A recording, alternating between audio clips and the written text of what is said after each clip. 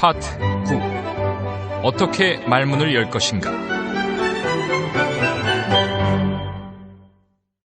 언젠가 노스웨스턴 대학교 총장을 지낸 린 헤럴드 호우 박사에게 연사로서의 오랜 경험을 통해 배운 것 중에서 무엇이 가장 중요하다고 생각하는지를 물은 적이 있습니다.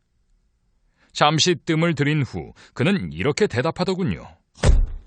시작이 인상적이어야 한다는 것입니다. 단번에 사람들의 주의를 잡아끌 수 있어야 합니다.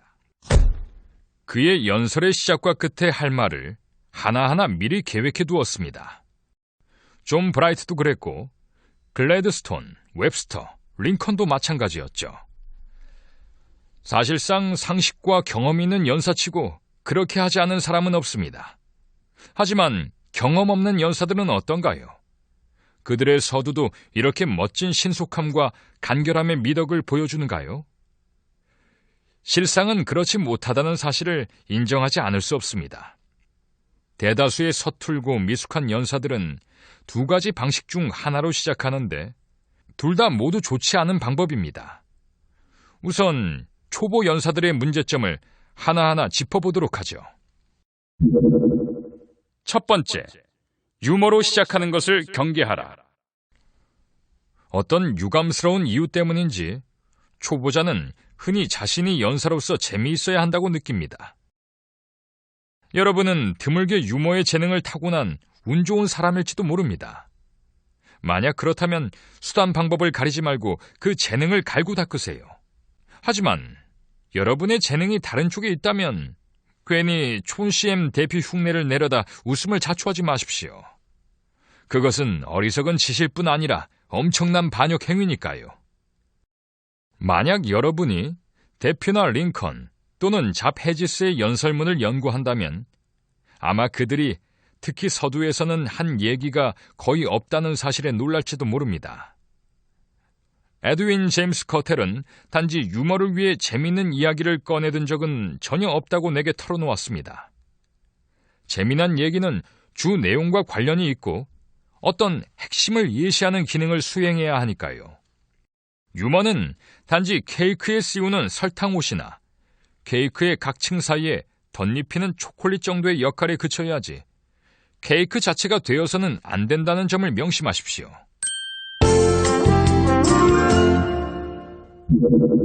두 번째, 사과로 시작하지 말라.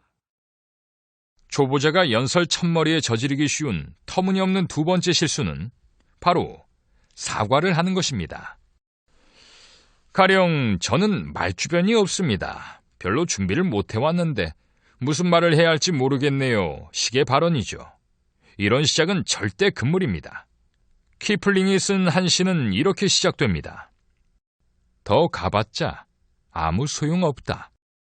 바로 이것이 연사가 그런 식으로 운을 뗄 때 청중이 느끼는 감정이랍니다.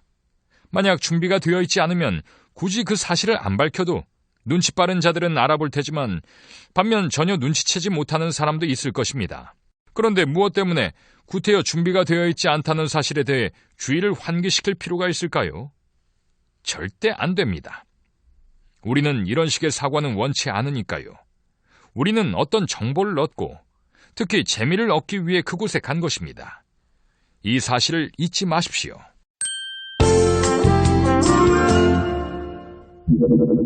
세 번째, 호기심을 자극하라. 호기심. 그것을 버텨낼 장사가 어디 있을까요? 그러므로 첫 문장으로 청중의 호기심을 휘어잡으세요. 그러면 그들은 바로 당신의 포로가 됩니다. 제 경우를 예로 들자면 토머스 로렌스 대령의 아라비아 모험에 관한 강연을 이런 식으로 시작하곤 했습니다. 로이드 조지는 로렌스 대령을 현대의 가장 낭만적이고 환상적인 인물의 하나로 간주한다고 말했습니다. 이런 식의 시작은 두 가지 이점이 있습니다. 우선 저명한 인물의 말을 인용하는 것은 언제나 상당한 흥미 유발 효과를 갖습니다. 또한 그것은 호기심을 유발시켰죠.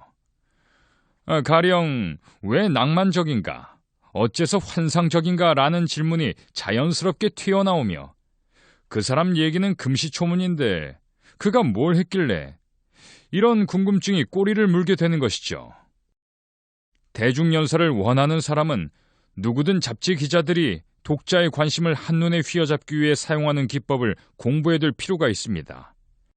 인쇄된 연설문 수십 개를 정독하는 것보다 잡지 기자들의 노하우를 연구함으로써 연설을 어떻게 시작할 것인지에 대해 더 많은 것을 배울 수 있다는 사실을 명심하십시오.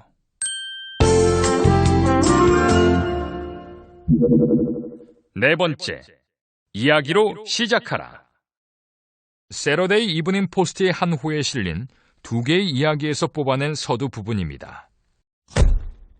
리볼버가 날카로운 소리를 내고 불을 뿜으며 정적을 갈랐다. 7월 첫 주, 그 자체로는 사소하지만 그것이 미칠 파장은 결코 사소하지 않은 한 사건이 덴버의 몬티뷰 호텔에서 발생했다. 그 사건은 거주 지배인 괴벨의 호기심을 적잖이 자극했고, 그는 패러데이 호텔의 소유주인 스티브 패러데이가 며칠 뒤 한여름 시찰 여행차 호텔을 정기 방문했을 때 그에게 사건을 보고했다. 위의 두 서두가 행위를 묘사하고 있음에 주목하십시오. 그들은 뭔가 시작되었음을 알리고 독자의 호기심을 발동시킵니다. 독자는 계속 읽어 이 모든 것이 어떻게 된 상황인지를 알고 싶어지게 되죠. 미숙한 초보자도 이야기 수법을 활용하여 청중의 호기심을 자극하면 일단 시작은 성공적인 것으로 볼 수 있다는 점을 명심하십시오.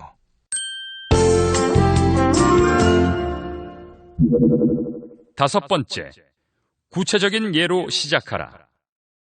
평균적인 청중이 추상적인 발언을 오래도록 따라잡기는 어렵고 힘든 일입니다. 이때 구체적인 예를 제시하면 알아듣기 훨씬 수월해지죠. 하지만 문제는 사람들은 이 방법을 쉽게 써먹지 못한다는 점입니다. 그들은 먼저 몇 개의 일반적인 진술을 앞세워야 한다고 느끼죠. 하지만 이건 착각입니다. 먼저 실예로 시작하여 관심을 유도한 다음 일반적인 진술로 뒤를 바치세요. 그래도 이해가 안 간다면 제가 이 장을 시작할 때 어떤 기법을 이용했는지 다시 한번 곰곰이 생각해 보시기 바랍니다.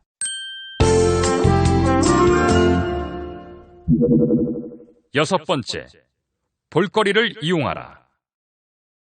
아마 남의 주의를 끄는 가장 손쉬운 방법은 사람들이 볼 수 있도록 뭔가를 들어 올리는 일일 겁니다. 미개인이나 모자란 인간들, 심지어는 요람 속의 아기나 상점 진열장 속의 원숭이, 그리고 길거리를 어슬렁대는 개들도 이런 식의 자극에는 눈길을 돌리죠. 이는 가장 세련된 청중에게도 먹혀드는 효과적인 방법이라는 점을 명심하십시오.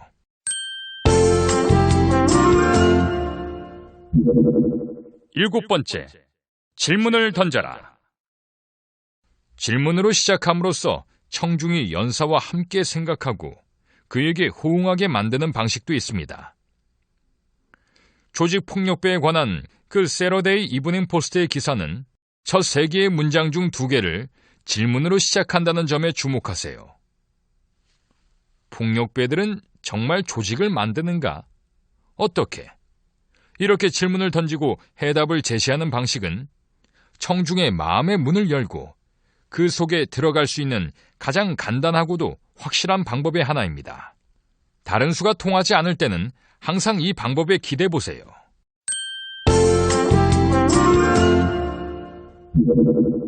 여덟 번째, 유명인사의 말을 빌려오라. 사람들은 항상 저명인사의 말에 민감하게 반응합니다. 따라서 적절한 인용은 연설을 시작할 때 써먹을 수 있는 더할 나위 없이 좋은 방법 중에 하나랍니다. 기업의 성공을 주제로 한 토론을 다음과 같이 시작하는 건 어떨까요? 세상은 오직 한 가지에 대해서만 돈과 명예라는 큰 상을 수여합니다. 이것은 엘버트 허버드가 한 말입니다. 그리고 그 한 가지는 바로 솔선수범하는 태도입니다. 그럼 솔선수범하는 태도란 무엇이냐? 그것은 누가 시키지 않아도 알아서 해야 할 일을 하는 것입니다. 자, 도입 부분으로서 위에는 몇 가지 칭찬할 만한 특징이 있습니다. 첫 문장은 호기심을 불러일으키고 그것은 청중을 끌어당기며 다음 말을 기대를 갖고 기다리게 하는 것이죠. 만약 연사가 기술적으로 엘버트 하버드란 말 다음에서 잠깐 멈추고 뜸을 들인다면 서스펜스는 더욱 고조될 것입니다. 세상이 무엇에 대해 큰 상을 준다는 거지 우리는 이렇게 궁금해할 테니까요. 자, 두 번째 문장은 우리를 곧바로 주제의 핵심으로 다가서게 하는군요. 이어지는 질문 형태의 세 번째 문장은 청중을 토론에 끌어들여 자신도 뭔가를 생각하고 뭔가를 하도록 만듭니다. 청중은 이런 방식을 좋아합니다. 네 번째 문장은 솔선적 태도의 의미를 정의내립니다. 이렇게 매력적인 서두로 청중을 휘어잡은 후 연사는 이 자질을 설명하며 인간적 흥미를 유발하는 얘기를 이어나갑니다. 다른 건 몰라도 이 연설의 구성에 관한 한 신용평가기관 설립자 무디는 아마 최고 등급인 AAA를 주었을 겁니다.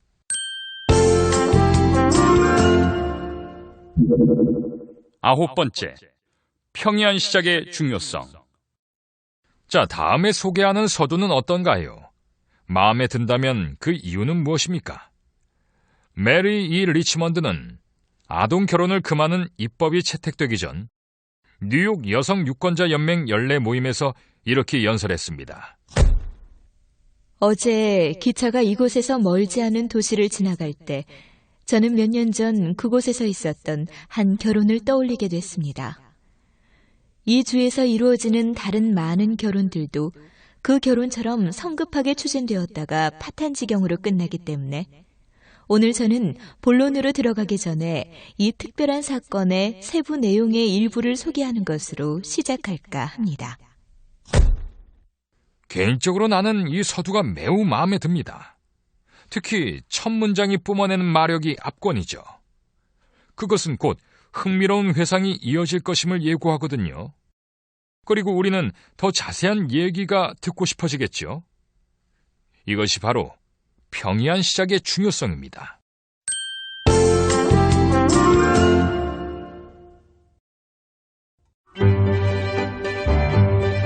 파트 10. 청중을 단번에 휘어잡아라.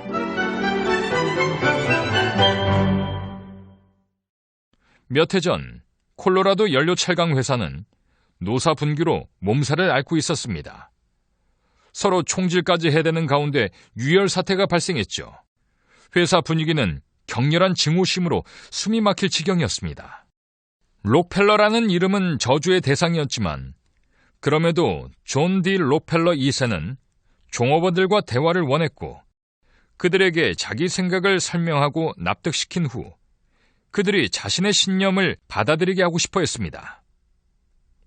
그는 연설 초두에 모든 악감정과 적대감을 걷어내야 한다는 사실을 깨달았습니다. 아주 처음부터 그는 이 일을 진정 어린 마음으로 그리고 아름답게 해냈죠. 사실 재치와 기지가 번득이는 연설이었습니다. 그곳에 팽배해 있던 격렬한 증오심에도 불구하고 연설은 성공적이었으니까요. 임금 인상을 위해 파업을 벌이며 투쟁해왔던 사람들은 록펠러가 그 상황과 관련된 모든 사실을 설명한 후에 그 문제에 대해 더 이상 아무 말도 하지 못했다고 합니다. 첫 번째, 로치 상원 의원의 방식. 세계대전이 끝난 직후 로치 상원 의원과 하버드 대학교 로웰 총장은 보스턴의 청중 앞에서 국제연맹 문제에 대한 토론을 하기로 되어 있었습니다. 로치 상원 의원은 대다수 청중이 자신의 생각에 호의적이지 않다는 사실을 감지했지만 그럼에도 그들을 돌려세워 자신의 주장에 동조하도록 해야 했습니다. 그럼 어떻게 해야 할까요? 그들의 신념을 직접 정면으로 치고 들어가는 방법으로 할까요? 당치도 않습니다. 로치는 사람의 심리를 꿰뚫어보는 눈이 여간 날카로운 게 아니어서 그런 어수룩한 전략으로 이를 틀어지게 할 사람이 아니었죠. 그는 시작부터 탁월한 기지와 재치를 발휘했습니다.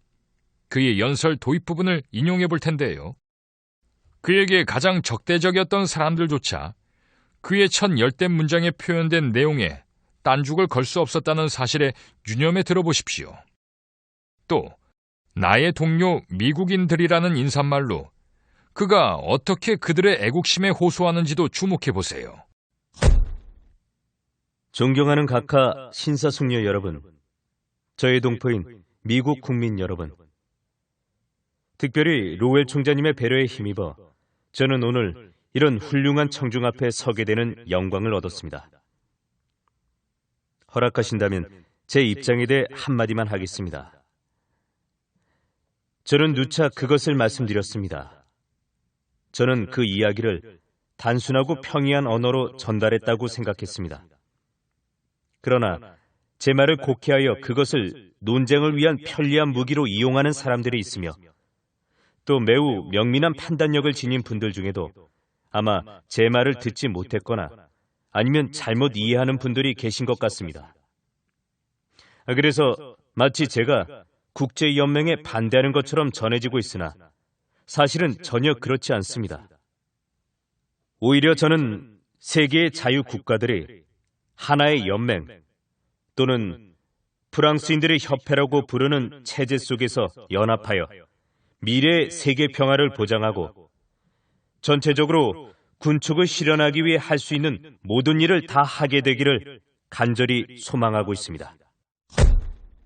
만약 로치 상원 의원이 국제연맹을 지지하는 사람들에게 처음부터 직설적 화법을 동원하여 그들이 터무니없이 잘못되었으며 환상에 빠져 있다는 식으로 격한 말을 쏟아냈다면 그 결과가 어땠을까요?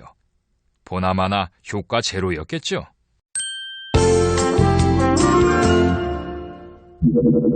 두 번째, 최선의 논쟁은 설명이다. 청중과 논쟁하는 연사는 단지 그들을 더 완고하게 만들 뿐이며 더욱 적대감만 들게 하고 그들이 마음을 바꾸는 것을 거의 불가능하게 만든다는 사실은 상식에 속하는 문제 아닐까요? 이제부터 나는 이러이러한 점을 입증해 보이겠소 라는 식으로 말을 시작하는 것이 과연 현명한 일이겠습니까? 청중들은 이런 태도를 하나의 도전으로 받아들이며 속으로 그래, 얼마나 잘하나 두고 보자 라고 말하며 이를 앙다물지 않을까요? 일단 연사와 청중이 공감하는 어떤 사항을 강조하는 것으로 시작한 후에 모두가 해답을 듣기 원하는 적절한 질문을 제기하는 방법이 훨씬 더 유익하지 않겠습니까? 그러면서 그 해답을 찾는 진지한 과정에 청중을 동참시키는 겁니다. 탐색을 진행하면서 연관된 사실들을 명확히 제시하여 청중이 무의식적으로 당신의 결론을 그들 자신이 내린 결론으로 여기도록 유도하는 것이죠. 그들은 아마 자신이 스스로 찾아냈다고 믿는 사실에 한층 더 강한 신뢰를 보낼 겁니다. 명심하십시오. 최선의 논쟁은 단지 설명하는 것처럼 보일 뿐이라는 걸.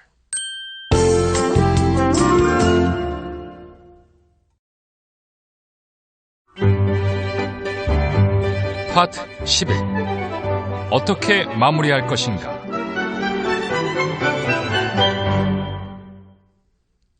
여러분, 혹시 연사의 미숙함이나 노련함, 서투름이나 재능이 연설의 어느 부분에서 가장 잘 드러나는지 알고 싶은가요? 바로 시작 부분과 끝 부분인데요.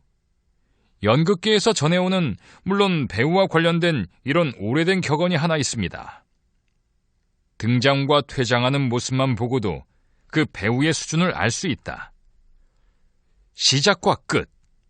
거의 어떤 일에서나 능숙하게 처리하기 가장 힘든 부분이 바로 시작과 끝입니다. 예컨대 사교 행사에서 가장 어려운 부분은 우아한 등장과 우아한 퇴장이라 할 수 있죠. 비즈니스 관련 면담에서도 인상적인 첫 대면과 성공적인 마무리는 무척이나 어렵고 까다롭습니다. 연설에서 마무리는 전략적으로 가장 중요한 지점인데요. 맨 마지막에 하는 말은 연설이 다 끝난 뒤에도 청중의 귀에 남아 가장 오래도록 기억되기 쉽습니다. 하지만 초보자들은 이 전략 지점의 중요성을 깨닫지 못하죠. 그래서 그들의 끝맺음에는 종종 많은 아쉬움이 남습니다. 그들이 가장 흔하게 저지르는 실수는 무엇일까요? 첫 번째, 핵심 내용을 요약하라. 3분에서 5분 정도의 짧은 연설에서조차 연사는 너무 많은 것을 다루려는 경향이 있어 연설이 끝날 때 청중들은 저 사람이 말하려는 요점이 뭔지 헷갈리게 됩니다. 그러나 이 사실을 알고 있는 연사는 별로 없죠.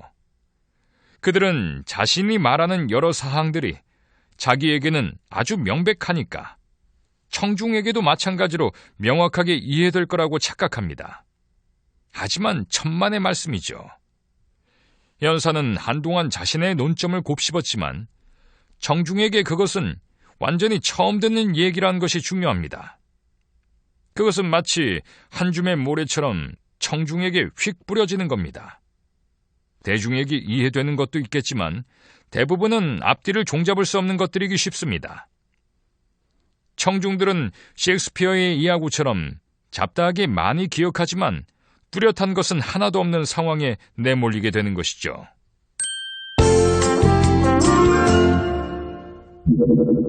두 번째, 간결하고 진정이 담긴 칭찬. 마무리의 효과를 높이려면 진정성이 담겨 있어야 합니다. 세련되지 못한 아첨성 발언이나 과장은 금물입니다. 이런 종류의 마무리는 만약 진실의 울림을 주지 못한다면 오히려 지독한 가식으로 들릴 테니까요. 그리고 마치 위조 지폐처럼 사람들은 거들떠도 안 볼 겁니다.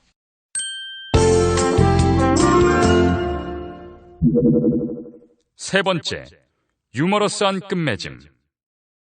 조지 코헨은 작별 인사를 할 때는 항상 웃겨라라고 말했습니다. 그럴 능력과 재료만 있다면야 참 좋은 일이겠죠. 하지만 어떻게 웃길 건가요? 햄릿의 말 맞다나 그것이 문제입니다. 각자가 자기 식대로 하는 수밖에 없습니다.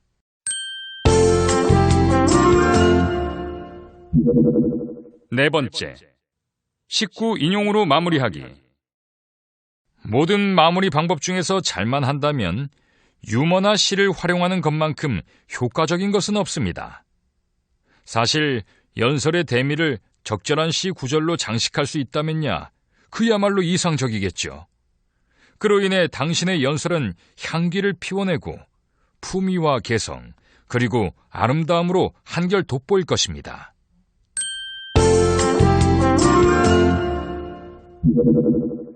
다섯 번째, 클라이맥스, 점층법. 점층법은 많이 이용되는 마무리 방법입니다. 그러나 그것을 소화하기 어려울 때가 많으며 연사나 주제와 상관없이 모든 연설의 끝맺음 방법으로 다 적합한 것도 아니랍니다. 그러나 잘만 하면 상당히 효과적이죠. 그것은 각 문장이 뒤로 가면서 점점 더 강한 힘을 받으며 정점을 향해 상승하는 양상을 띠게 됩니다.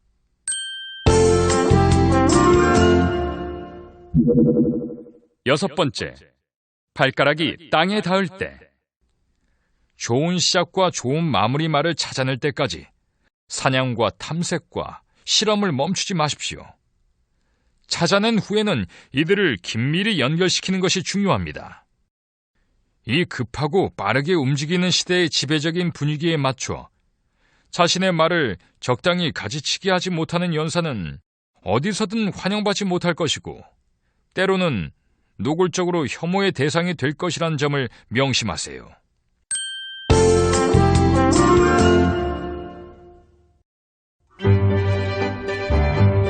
파트 12. 의미를 명확히 하는 것.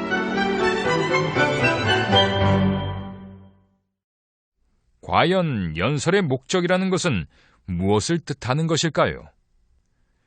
연사가 인식을 하든 못하든 모든 연설은 다음 넷 중에 하나를 목표로 하죠. 하나, 어떤 사항을 명확히 이해시킨다. 둘, 감동을 주고 확신을 갖게 한다. 셋, 행동을 유도한다. 넷, 즐겁게 한다. 첫 번째, 구체적인 예를 통해 설명해보자. 항상 기계에 관심을 갖고 있던 링컨은 좌초된 배를 모래톱이나 다른 장애물에서 드러내는 장치를 발명하여 특허를 얻은 적이 있습니다. 그는 자신의 법률사무소 근처에 있는 정비소에서 일하며 그 장치의 모델을 만들었죠. 비록 그 장치는 무용지물이 되고 말았지만 그것의 가능성에 대한 그의 열정은 아주 대단했습니다. 친구들이 그 모델을 보러 그의 사무실에 오면 조금도 귀찮아하지 않고 그 원리를 설명했죠. 이때 그 설명의 주요 목적은 명확히 이해시키는 것이었습니다. 게티즈버그에서 행한 그 불멸의 연설, 첫 번째와 두 번째 취임 연설, 그리고 헨리 클레이가 사망한 후 그의 삶을 기리며 했던 연설 등에서 링컨의 주요 목적은 감동을 주고 확신을 갖게 하는 것이었습니다. 물론 확신을 주기 이전에 먼저 명확한 이해가 선행되어야 했죠. 그러나 위의 경우들에서 명확한 이해는 그의 주요 고려사항이 아니었습니다. 배심원을 상대로 말할 때는 유리한 판결을 이끌어내려고 했고, 정치적인 연설에서는 표를 얻으려고 했습니다. 이 경우 그의 목적은 행동이었죠. 대통령에 당선되기 2년 전, 링컨은 발명에 관한 강연을 준비한 적이 있습니다. 이 경우 그의 목적은 즐거움을 주는 것이었죠. 하지만 결과는 그다지 신통치 않았습니다. 사실 대중연설가로서의 그의 경력은 확실히 실망스러운 수준이었으니까요. 한 마을에서는 그의 말을 들으러 온 사람이 하나도 없었던 적도 있었습니다. 그러나 제가 이미 언급한 다른 연설에선 그는 성공했습니다. 어떤 차이일까요? 성공한 경우 바로 그는 자신의 연설 목적을 알고 있었고 그것을 달성하는 법을 알고 있었던 겁니다. 자신이 가고 싶은 곳이 어디이며 그곳에 어떻게 가는지 알고 있었던 것이죠. 수많은 연사들이 바로 이것을 몰라서 허둥대다가 낭패를 보는 경우가 많습니다. 물론 이 모든 일에는 지식과 함께 특별하고 전문적인 교육이 필요합니다.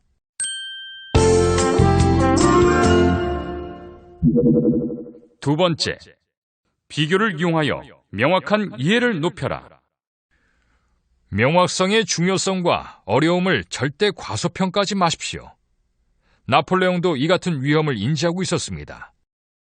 그가 비서들에게 가장 강조하고 반복적으로 지적한 것은 명확성에 만전을 기하라였다고 합니다. 그럼 어떻게 해야 할까요? 천국이 어떻게 생겼는지 모르는 무지몽매한 팔레스타인 농부에게 예수는 어떻게 설명했을까요? 예수는 다음과 같은 비유를 사용해 설명했다고 합니다. 천국은 마치 여자가 가루 서말 속에 갖다 넣어 전부 부풀게 한 누룩과 같으니라. 천국은 마치 좋은 진주를 구하는 상인과 같으니, 천국은 바다에 던져놓은 그물과 같으니. 아주 명쾌하죠. 알아듣기도 쉽기도 하고요. 군중 속의 아낙네들은 매주 누룩을 사용했고 어부들은 매일 바다에서 그물질을 했으며 상인들은 진주를 사고 팔았다고 합니다. 여러분들도 명심하세요. 뭔가를 설명할 때 비유를 사용해서 표현하면 그 의미가 명확해진다는 사실을요.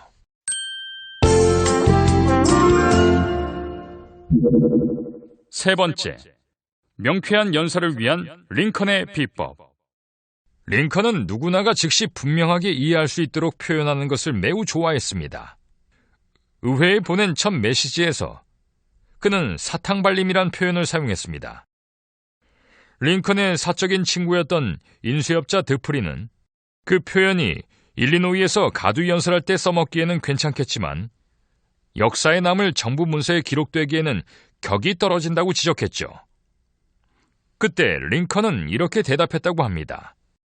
이복의 친구, 혹시 사람들이 사탕발림이란 말을 이해하지 못할 때가 오면 바꿔보겠지만 그게 아니면 그냥 그대로 두겠네.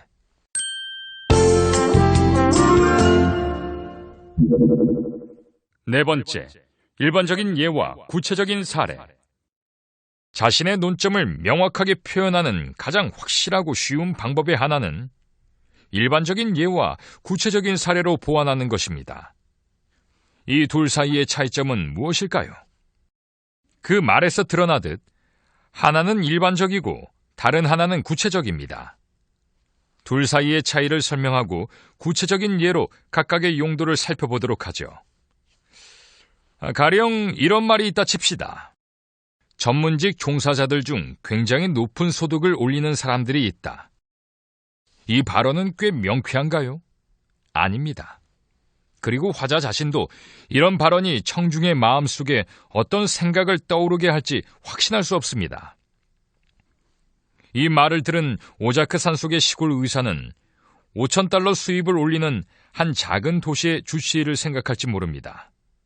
성공한 광산 기술자에게 이 말은 동종업계에서 연봉 $100,000쯤 버는 사람을 떠올리게 할 수도 있겠죠.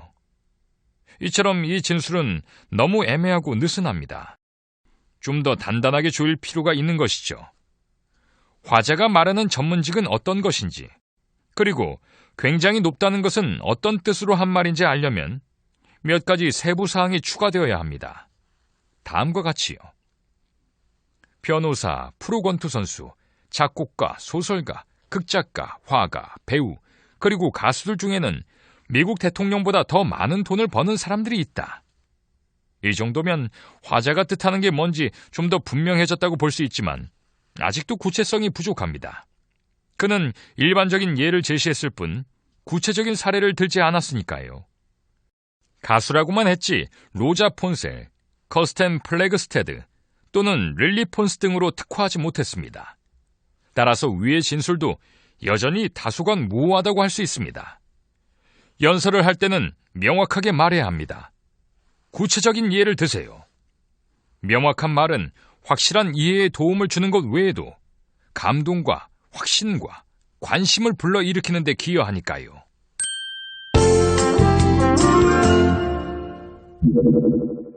다섯 번째, 사냥과 뜀박질 시합을 하지 말라.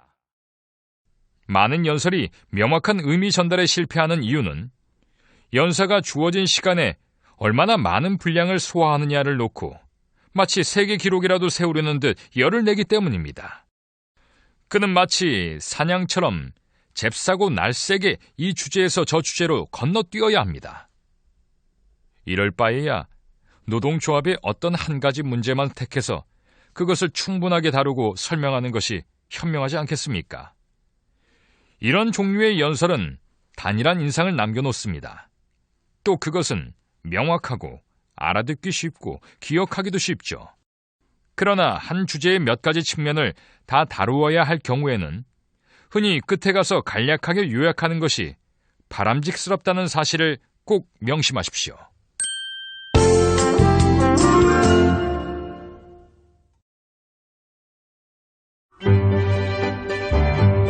파트 13. 인상적이고 설득력 있는 화법. 마음속에 들어오는 모든 생각은 진실로 간주되는 경향이 있을 뿐 아니라 행동으로 옮겨지기도 한다는 것은 잘 알려진 심리적인 사실입니다. 가령 우리는 알파벳의 한 글자를 생각할 때마다 무의식적으로 그것을 발음하는 데 사용되는 근육들을 아주 미세하게나마 움직이게 되는 것이죠. 뭔가를 삼킨다는 상상을 할 경우에도 그 운동을 할 때 사용되는 근육을 아주 조금이라도 움직인다는 것입니다. 이런 움직임은 우리가 의식하지는 못할지 모르지만 이런 근육의 반응을 잡아낼 수 있을 정도로 섬세한 기계에 의해 포착됩니다. 여러분이 마음속에 생각하는 모든 일을 행동으로 옮기지 않는 유일한 이유는 또 다른 생각, 그 일의 무익함, 비용, 수고, 불합리함, 위험 등이 반작용하여 그 충동을 억눌러 버리기 때문인데요. 이 사실을 잘 안다면 인상적이고 설득력 있는 화법을 구사할 수 있습니다. 자, 구체적으로 알아볼까요? 첫 번째, 우리의 전략. 사람들이 우리의 생각을 받아들이게 하거나 우리의 암시에 따라 행동하게 하려면 그들의 마음에 어떤 생각을 심은 후에 그와 모순되거나 배치되는 생각이 움트지 못하게 막는 방법이 있습니다. 이 작업을 능란하게 해내는 사람이 말도 잘하고 사업에서도 성공할 수 있다는 사실을 명심하십시오.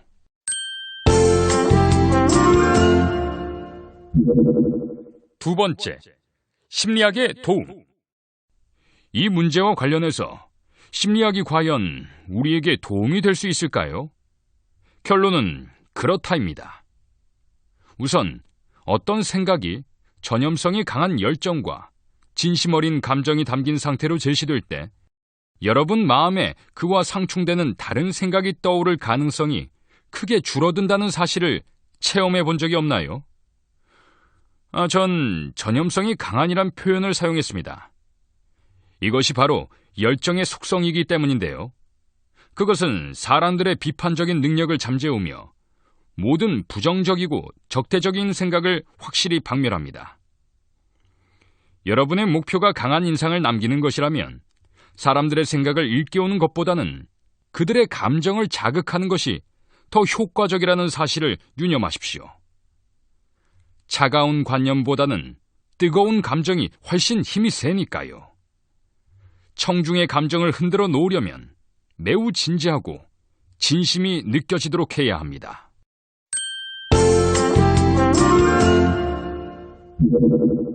세 번째, 당신의 생각을 사람들이 이미 믿고 있는 것과 연계시켜라.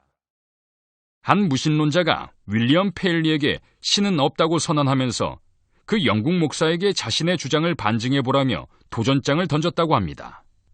페일리는 매우 차분하게 자기 시계를 꺼내더니 덮개를 열고 그 무신론자에게 시계의 내부 장치를 보여주면서 다음과 같이 말했습니다. 그 수많은 별들이 제각각 완벽하게 정해진 궤도를 따라 움직이고 있지요. 지구와 태양 둘레의 행성들, 그리고 전체 성군의 무리가 하루에 100만 마일 이상의 속도로 내달리고 있습니다. 그럼에도 서로 간의 충돌을 일으키지 않으며 방해도 혼란도 전혀 없습니다. 제법 인상적이지 않습니까? 이 목사는 어떤 기법을 사용했는지 볼까요?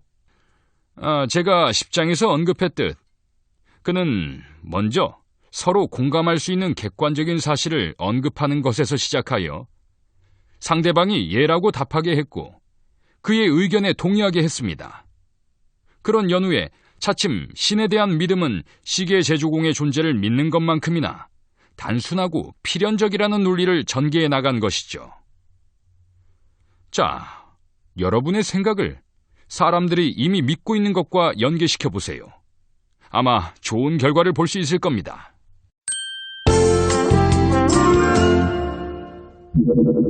네 번째, 숫자 노름.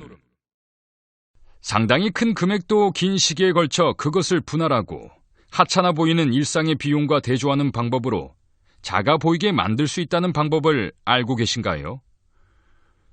예를 들어 한 생명보험사의 사장은 회사 영업사원들에게 연설하면서 다음과 같은 방식으로 보험료가 비싸지 않다는 느낌이 들게 만들고 있는데요.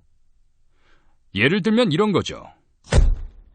30세 미만의 남자는 직접 구두를 닦아서 매일 5센트의 비용을 줄이고 그렇게 절약한 돈을 보험에 투자함으로써 사망 시에 그의 가족에게 $1,000를 남길 수 있습니다. 매일 25센트 상당의 시가를 피우는 34세의 남자는 그 돈을 보험에 투자함으로써 가족의 곁에 더 오래 머물 수 있을 뿐 아니라 그들에게 $3,000의 유산을 더 남겨줄 수 있습니다. 자, 숫자를 가지고 대조하는 방법도 설득력 있게 말할 수 있는 중요한 비법입니다. 잘 활용해 보십시오.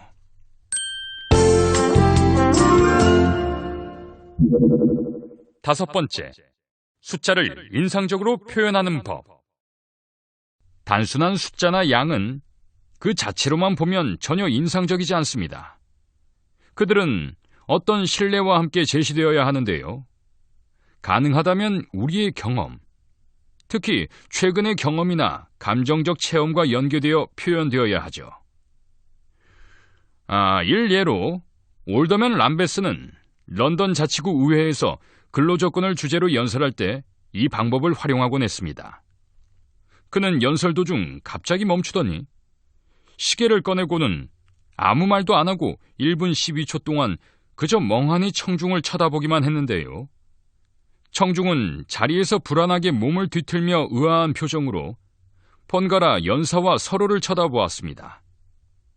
그때 말을 시작한 올더맨은 이렇게 선언했습니다. 여러분이 방금 자리에 앉은 채 조바심을 내며 보낸 영원처럼 느껴진 72초의 시간은 보통의 노동자가 벽돌 한 장을 쌓는 데 걸리는 시간입니다. 이 방법의 효과는 정말 대단해서 곧 세계 전역으로 그 내용이 타전되었고 해외의 신문에까지 소개되었습니다. 더불어 건설업 통합 노조가 열심히 일하는 자신들을 비꼬았다며 자신들의 존엄성을 모독한 데에 대한 항의의 표시로 파업을 지시했을 정도로 그 위력이 대단했다고 하는데요. 이처럼 숫자를 넣어 표현을 하면 훨씬 더 강렬한 힘으로 의미를 전달할 수도 있습니다. 자, 예를 들어 바티칸에는 방이 15,000개나 있다와 바티칸에는 방이 너무 많아 40년 동안 매일 돌아가며 방을 바꿨어도 못 자는 방이 있을 정도다 라고 했을 경우 어느 것이 더 귀에 와닿으시나요? 그저 방이 15,000개란 표현보다는 40년이 지나도 못 자는 방이 있다는 표현이 더 강렬하지 않습니까? 즉, 같은 숫자를 사용해도 어떻게 인상적으로 표현하느냐에 따라 더 설득력 있는 연설이 될 수 있다는 사실, 잊지 말고 활용하시기 바랍니다.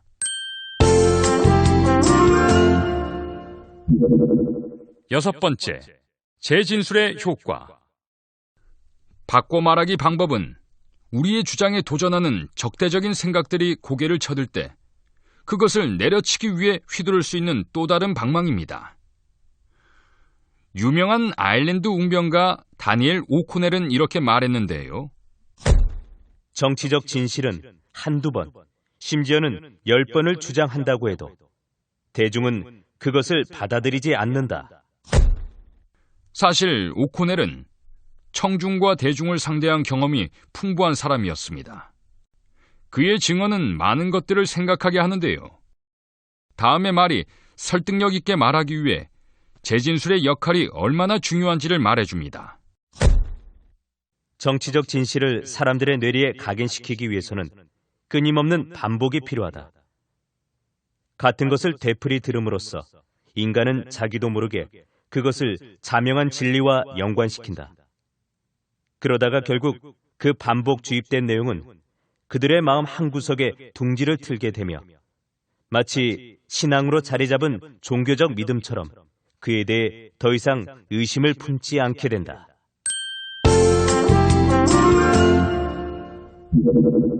일곱 번째, 일반적인 예와 구체적인 사례.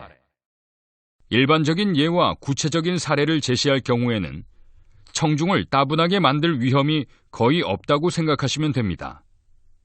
더욱이 연설의 목적이 감동과 확신을 주는 것이라면 이것은 아주 효과적인 방법입니다. 청중들은 딴 생각을 할 틈도 없이 그 내용의 재미를 느끼게 될 것입니다. 자, 예를 들면 이런 거죠. 웅변가는 수사학의 법칙에 따를 때 더욱 힘찬 연설을 합니다. 철의 법칙에 순응할 때 발명가는 다양한 도구들을 만들어낼 수 있습니다. 사실 이런 예들은 확실히 연설에 힘과 감칠맛을 더해줍니다. 여기에 구체적인 사례를 더하면 생동감과 활력이 한층 배가 되지 않을까요? 자, 이렇게 해보는 건 어떨까요? 색채의 법칙에 순종함으로써 레오나르도 다빈치는 최후의 만찬을 그려냈습니다. 헨리 워드 비처가 그 감동적인 리버풀 연설을 할 수 있었던 것은 웅변술의 법칙을 따랐기 때문이었습니다. 철의 법칙에 복종함으로써 맥코믹은 수학기를 발명했습니다. 훨씬 낫지 않나요?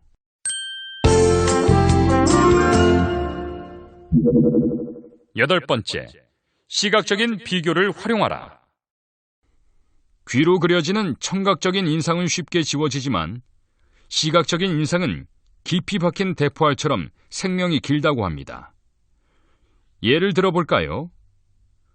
브루클린에서 시카고까지 한 줄로 늘어선 불타버린 집들이라는 표현을 했다고 합시다. 한 번에 머릿속에 들어오지 않습니까?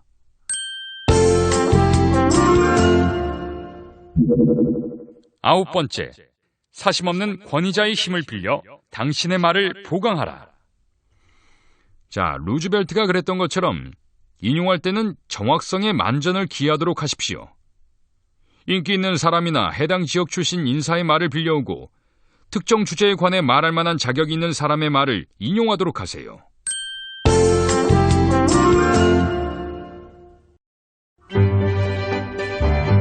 파트 14.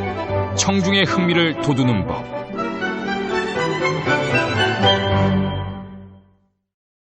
자, 만약에 여러분이 중국 어느 지역의 부잣집에 식사 초대를 받는다면 식사가 끝난 후 어깨 너머로 그 집 마룻바닥에 닭고기 뼈와 올리브 씨앗을 던지는 것이 예의입니다. 사실 그렇게 하는 것이 주인을 한껏 치켜 세우는 행위가 된다고 합니다.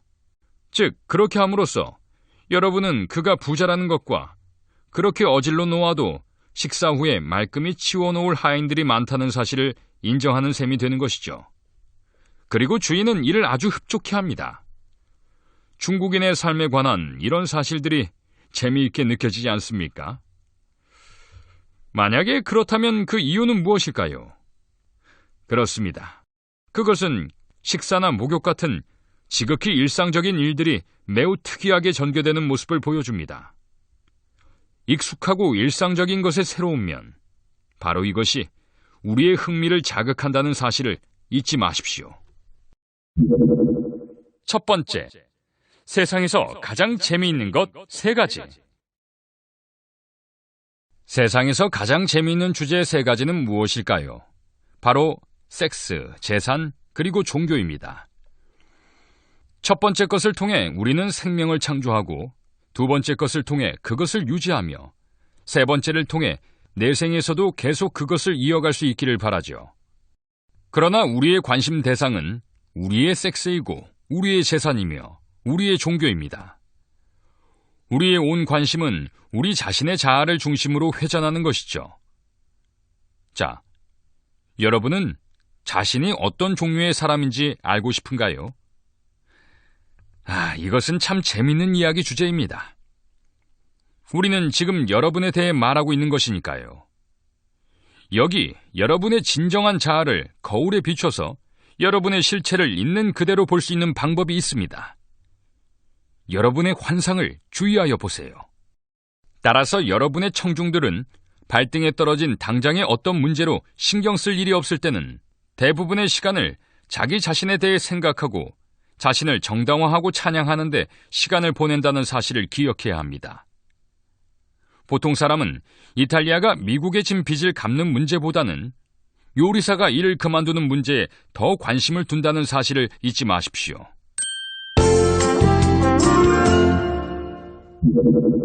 두 번째, 좋은 대화자가 되는 법. 그 많은 사람들이 훌륭한 이야기꾼이 되지 못하는 이유는 그들이 자기에게 관심 있는 것들만 얘기하기 때문입니다.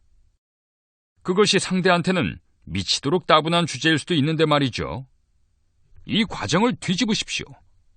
상대방이 그의 관심, 그의 사업, 그의 골프 점수, 그의 성공에 대해 또는 상대가 아이 엄마라면 그들의 자녀들에 대해 말할 수 있도록 유도하세요.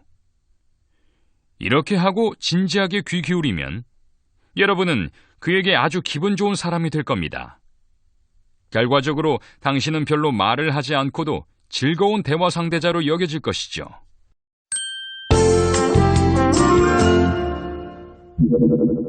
세 번째, 항상 주의를 끄는 연설 자료. 모든 잡지, 소설은 거의 예외 없이 이 공식에 토대를 둡니다. 독자를 주인공처럼 만드세요. 그로 하여금 뭔가를 열렬히 갈망하게 만들고 그 뭔가가 도저히 얻기 불가능한 것처럼 보이게 만드십시오. 그리고 주인공이 어떻게 그것을 얻기 위해 싸우고 급기야 쟁취에 성공하는지를 보여주십시오.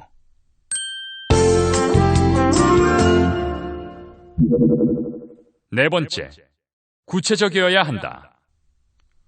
구체적이 되고 명확성에 만전을 기하십시오.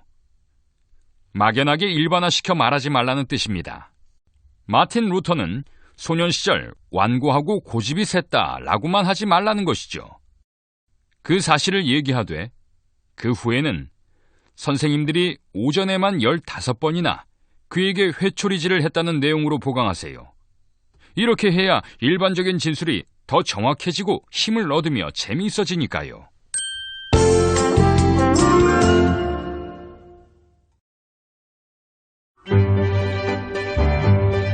파트 15. 행동을 이끌어내는 방법.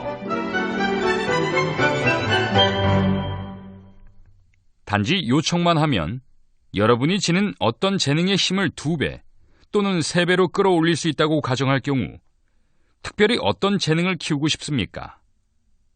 아마 대다수의 사람들은 남의 마음을 움직여 그들의 행동을 이끌어낼 수 있는 능력을 선택할 겁니다.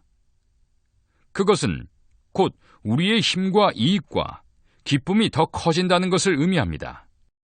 성공적인 삶의 필수적인 이런 재능을 언제까지 그저 운에만 맡겨둘 수 있겠습니까? 본능이나 주먹구구식 임기응변에만 의존하여 이를 그르쳐서는 안 될 겁니다. 이런 재능을 개발하고 획득하기 위한 좀 더 합리적인 방법은 없을까요? 물론 길은 있습니다. 첫 번째, 신뢰받을 만한 자격을 갖추라. 자, 우선 신뢰를 얻어야 합니다. 그러기 위해서는 성실하고 제대로 소개받고 특정 주제에 대해 말할 만한 자격을 갖추고 직접적인 체험을 통해 배운 내용들을 전달하는 능력을 기르도록 하세요. 칼라일은 영웅과 영웅 숭배에서 이렇게 말했습니다.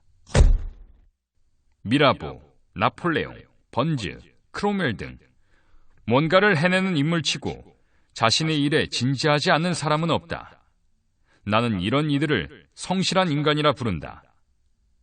나는 성실성, 깊고 진실한 성실성이야말로 어떤 면으로든 영웅적인 면모를 갖춘 모든 이들의 첫 번째 특징이라고 생각한다. 여기에 스스로 성실한 척하는 위장된 성실성은 포함되지 않는다. 이것은 정말 가련한 것으로서 천박한 허영이며 의식적인 성실함이고 실제는 자만에 속하는 경우가 많다. 위대한 사람의 성실성은 자신도 말할 수 없고 자신도 의식할 수 없는 종류의 것이다.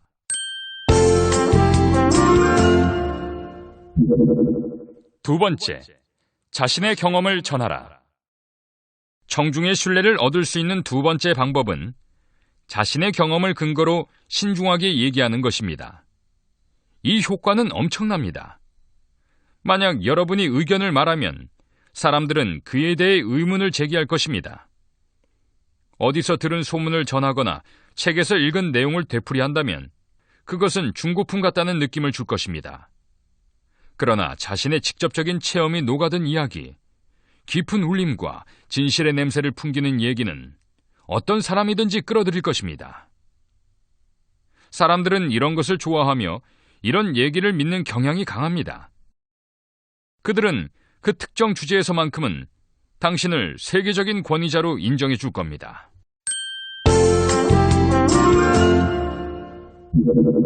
세 번째, 제대로 소개받아라. 적지 않은 연사들이 제대로 소개를 받지 못해 청중의 즉각적인 주목을 받지 못합니다. 소개를 뜻하는 인트로덕션은 두 개의 라틴어 인트로와 듀서에서 만들어졌다고 합니다.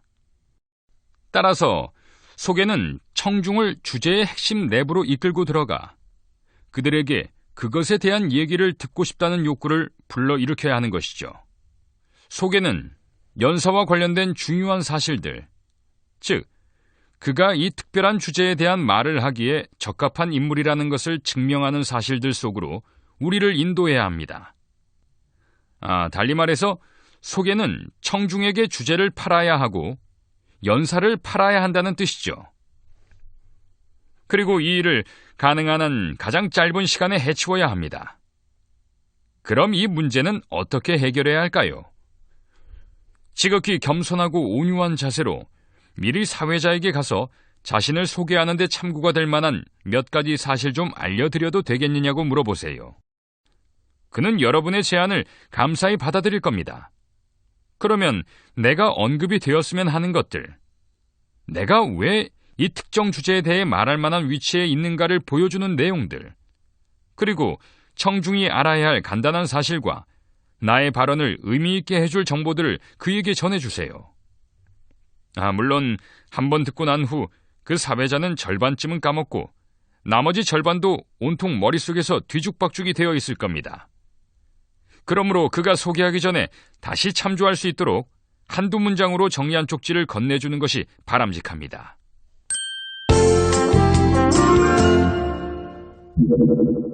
네 번째, 내 주장의 장점을 이해시켜라. 내 주장의 장점을 이해시키는 것이야말로 연설의 핵심이고 알맹이라고 할 수 있습니다. 바로 여기다. 여러분들은 여러분들의 시간 대부분을 할애해야 합니다.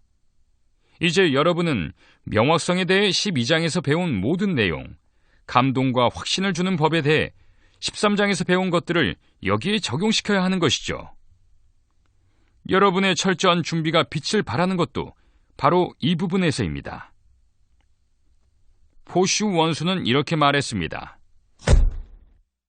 전장에는 따로 연구할 기회가 없다. 이곳에서는 이미 알고 있는 것을 적용할 수 있을 뿐이다. 따라서 철저하게 알고 그 아는 바를 신속하게 활용하는 것이 중요하다.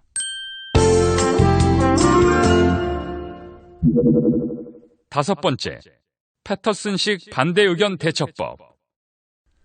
당신이 특정 기업인 집단을 상대로 그들에게 영향을 미치는 어떤 제안을 할 때 당신만 그들을 교육시키려 해서는 안 되고 그들도 당신을 교육시키게 해야 합니다. 그들이 무슨 생각을 하고 있는지를 알아내야 한다는 뜻이죠. 그렇지 않으면 완전히 엉뚱한 관역을 겨냥하는 꼴이 되기 십상이니까요. 그들이 자신의 생각을 표현하게 하고 그들의 반대 의견에 성실히 답변하세요. 그러면 그들은 좀 더 너그러운 마음이 되어 당신의 말을 들어줄 것입니다.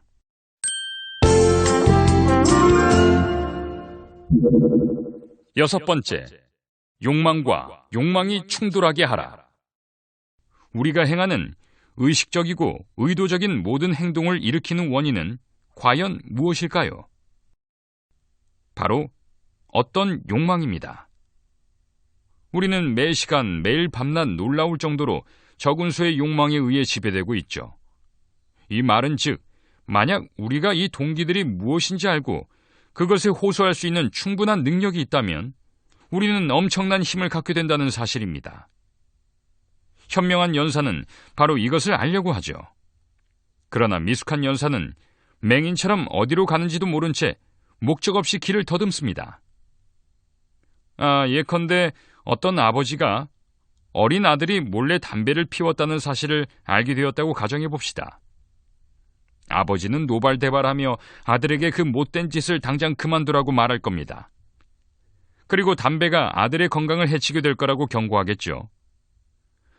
그러나 정작 그 아들은 건강 따위엔 관심이 없고 그보다는 담배의 맛과 그것을 피우는 데 따르는 스릴을 즐긴다고 가정해보죠.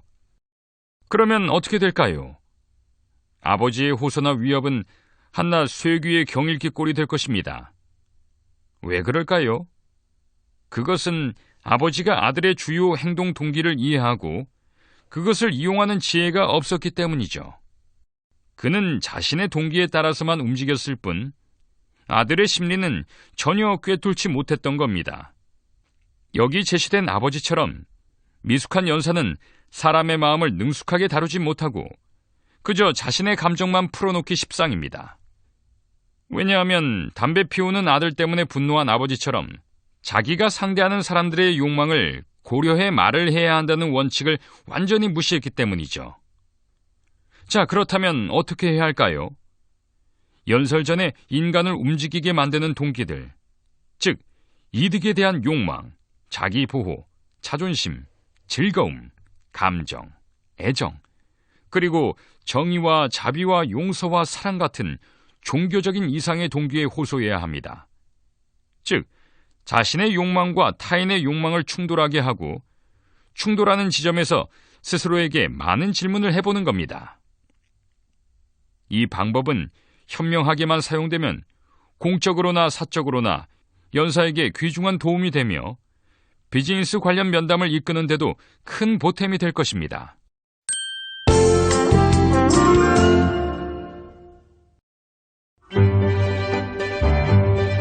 파트 16 언어의 마술사가 되는 길.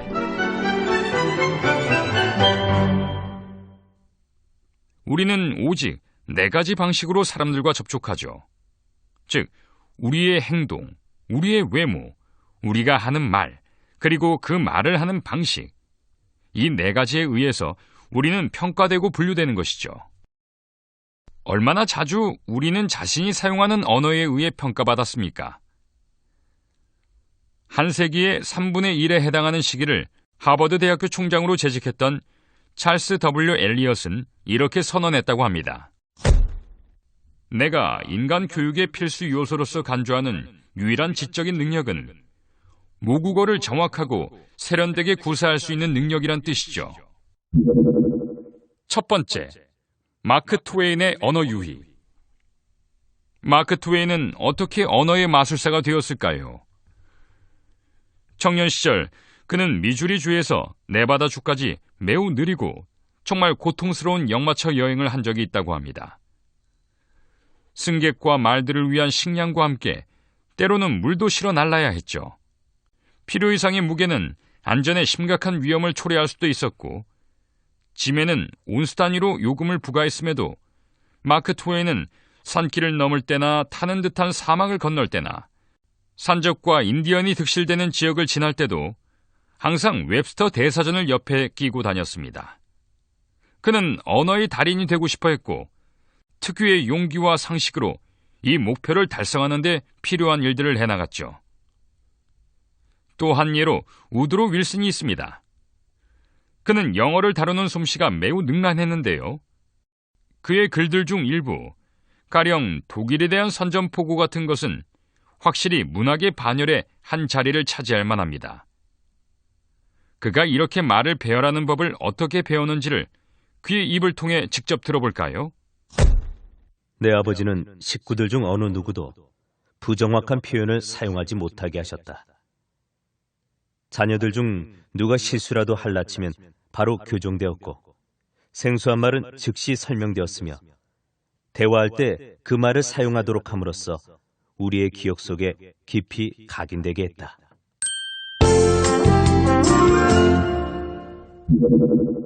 두 번째, 일상적인 언어 속의 낭만적인 사연. 사전을 이용할 때는 낱말의 의미를 확인하는 것뿐 아니라 그 어원까지도 찾아보십시오. 그것의 역사나 기원은 흔히 정의 뒤에 괄호 속에 묶여져 표시되어 있으니까요. 여러분이 매일 쓰는 말이 그저 진부하고 달고 다른 소리라는 생각은 잠시 접어두십시오. 그들은 깊이 들여다보면 특유의 느낌이나 개성을 지니고 있고, 그 속에 낭만적인 사연을 품고 있다는 것을 알게 될 것입니다.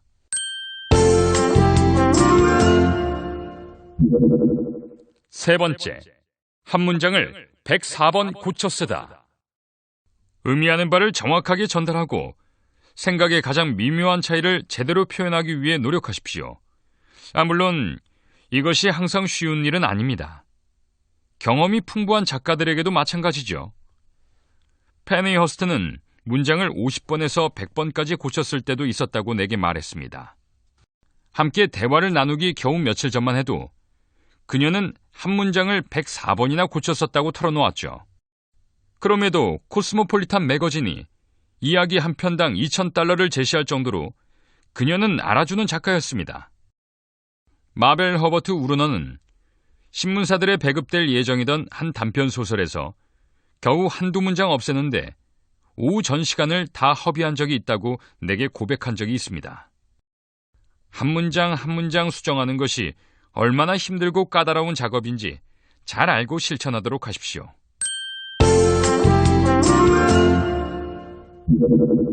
네 번째, 틀에 박힌 표현을 삼가라.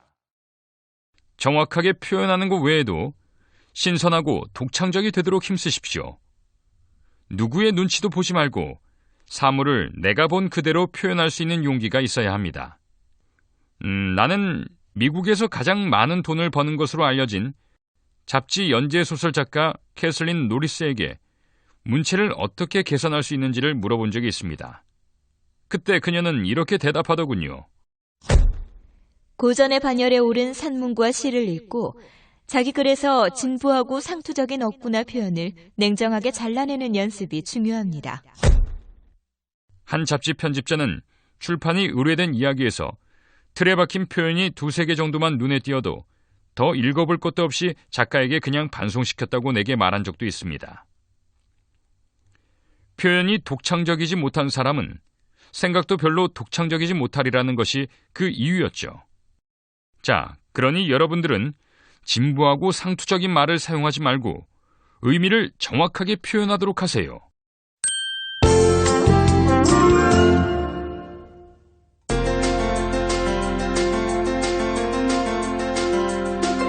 자, 지금까지 저 데일 카네기의 성공 대화론에 대해 얘기를 했습니다. 어떠셨습니까? 이제 대중들 앞에서 떨지 않고 연설을 잘할 수 있을 것 같나요? 사실 많은 방법론들을 제시하고 있지만 대중 앞에서 말을 가장 잘할 수 있는 방법은 용기와 자신감만 있다면 모두 가능한 일입니다. 그동안 저는 기업과 정부기관 등에서 수많은 사람들을 대상으로 커뮤니케이션 관련 교육을 하며 연설 때문에 고민입니다 라고 말하는 수강자들을 만났습니다. 그런 고민을 하는 사람들 대다수가 한 기업의 대표이거나 사회의 오피니언 리더들이었습니다. 직위의 높고 낮음, 나이의 많고 적음에 관계없이 취업 면접, 사내외 프레젠테이션, 대내외 연설 등 말할 기회가 많아진 요즘, 말하기가 성공의 걸림돌이 되고 있는 사람들에게 이 책이 하나의 희망이 될 수 있었으면 좋겠습니다. 이제 말 잘하는 사람이 성공하는 시대다. 지금까지 데일 카네기였습니다.